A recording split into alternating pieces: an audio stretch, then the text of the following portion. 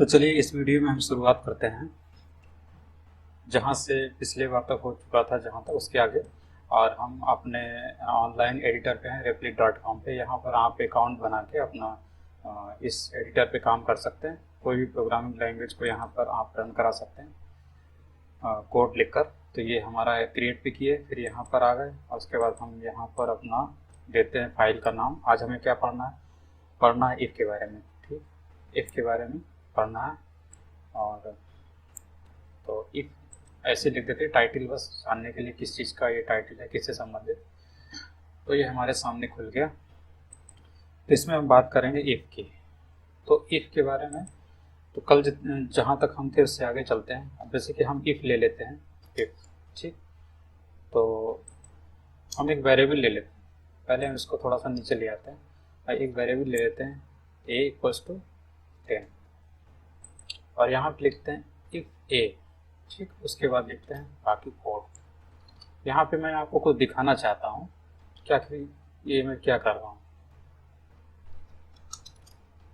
जैसे मैंने ये कोड लिखा, उसके बाद यहाँ पर ये कोड लिखा, ऊपर है a की वैल्यू है a = 10। उसके बाद हम कंट्रोल नीचे आता है, मतलब कंट्रोल नीचे आता है रीड करने के लिए, तो देखता है कि a की वैल्यू इफ़ a।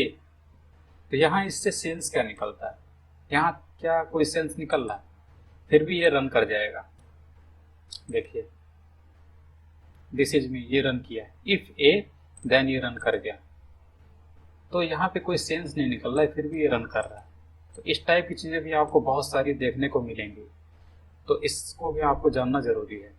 तो इसमें क्या होता है कि ये जो चीज़ है, तो ए मतलब यहाँ ए है, ए का एग्जिस्टेंस है, एक वेरिएबल है जिसमें कोई ना कोई जो है वैल्यू पड़ी हुई है।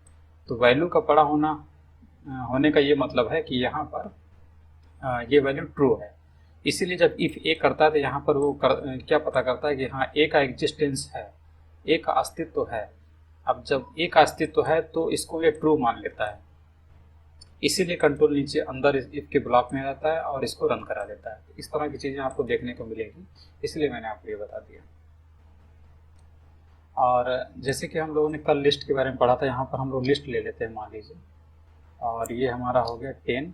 उसके बाद हम ले लेते हैं ब्रैकेट में ए ले लेते हैं। ए नहीं ले लेते तो आप लोग कंफ्यूज हो जाएंगे, क्योंकि ये तो लिस्ट का नाम ही है। ए और भी ले लेते हैं, यहाँ पर हम 50 ले लेते हैं। उसके बाद हम 20.3 ले लेते हैं। तो इस तरीके से हमारी लिस्ट है जिसका नाम है ए, और ये लिस्ट बनी हुई है। लिस्ट बनाने का तरीका क्या है, ये स्क्वायर ब्रैकेट से अंदर जितना स्क्वायर ब्रैकेट में इसको लिखते हैं।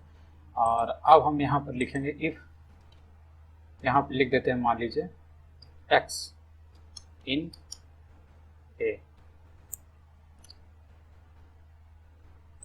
तो यहाँ पर x, ये जो रेड लाइन ये बोल रही है कि यहाँ पर x को आपको डिफाइन करना पड़ेगा। तो हम x को डिफाइन कर देते हैं, x है क्या। तो x को हम डिफाइन कर देते हैं, a को हम ले लेते हैं मान लीजिए 20.3, ये ले लिया। उसके बाद हम यहाँ पे चेक कर रहे हैं कि इफ x इन a, जैसे वहाँ पे फॉर था ना, फॉर x इन y। जैसे हम अगर मान लीजिए इसको y ले लेते हैं ताकि आपको ज़्यादा समझ में आए, ये ले लीजिए y। तो यहाँ y क्या है, लिस्ट का नाम है, और हम चेक कर रहे हैं if x in y। If x in y मतलब हमारी जो x की वैल्यू ये वाली, अगर ये y के अंदर मौजूद है तो जाके अंदर जाओ और कंट्रोल अंदर आएगा और इस कोड को, जो भी यहाँ पे कोड होंगे इफ ब्लॉक के अंदर जितने भी कोड होंगे नीचे तक, सबको वो रन करा देगा। तो ये भी तरीका होता है इफ x इन y, ऐसे करके लिखते हैं। तो आपको ये दो तरीके याद रखने हैं। जैसे ये y लिस्ट है और ये हमारे x की वैल्यू है, हम चेक कराना चाहते हैं कि ये x if x in y, यहाँ पर मतलब है कि क्या x जो है यानी कि 20.3 y यानी y में मौजूद है कि नहीं। अगर मौजूद है तो यहाँ से हमको मिल जाएगा, इससे चेक होगा और हमें आंसर मिल जाएगा कि हाँ मौजूद है, ट्रू। अगर ट्रू, इफ ट्रू हो जाएगा, if true then control will jump. Control कहाँ होगा, इसके अंदर जंप कर जाएगा इफ ब्लॉक में, इफ की बॉडी में, और इसको रन करा देगा। इसको रन कराते हमारे यहाँ पर मिल जाएगा दिस इज मी।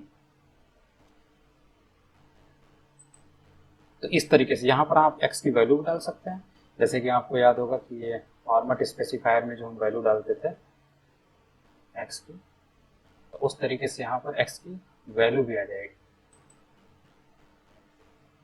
तो यहाँ पर एक्स की वैल्यू इसलिए नहीं आई क्योंकि हमें इसके पहले वो लगाना पड़ेगा। अब ये पूरी की पूरी स्ट्रिंग बन गई है इसीलिए, तो हमें यहाँ पर एक फॉर्मेट स्पेसिफायर एफ लगाना पड़ेगा। तो एफ लगाया, उसके बाद ये अब एक्स की वैल्यू भी यहाँ पर आ जाएगी। तो दिस इज मी, फिर उसके बाद ये वैल्यू आ जाएगा 20.3। तो इस तरीके से ये काम करता है। तो इसमें मैंने आपको दो तरीके बताए। इफ के बाद कोई वैल्यू नहीं है लेकिन वो नॉर्मल सा दिखता है जो पहले बताया था। उसके बाद इफ एक्स इन वाई, तो ये चेक करने के लिए होता है कि एक्स की वैल्यू क्या वाई में है, तो ये चेक करता है। अब जैसे कि अगर हम एक्स की वैल्यू अगर 20 ले लेते हैं यहाँ पर, ठीक, तो एक्स जो है फिर चेक करेगा। यहाँ पे कंट्रोल आया ऊपर से नीचे, चेक करेगा एक्स क्या वाई में है, मतलब 20 क्या वाई में है, ये चेक करता है। ये चेक करता है, फिर यहाँ से अगर चेक करने के बाद इससे अगर 20 इसमें से नहीं मिलता है तो ये फॉल्स हो जाएगा। तो ये फॉल्स हो गया, ठीक है। तब ये फॉल्स हो जाएगा तो कंट्रोल इस इफ की बॉडी में नहीं आएगा, यानी कि कोड रन नहीं करेगा ये। तो इसका आंसर क्या मिलेगा? कुछ नहीं। तो इस तरीके से काम करता है।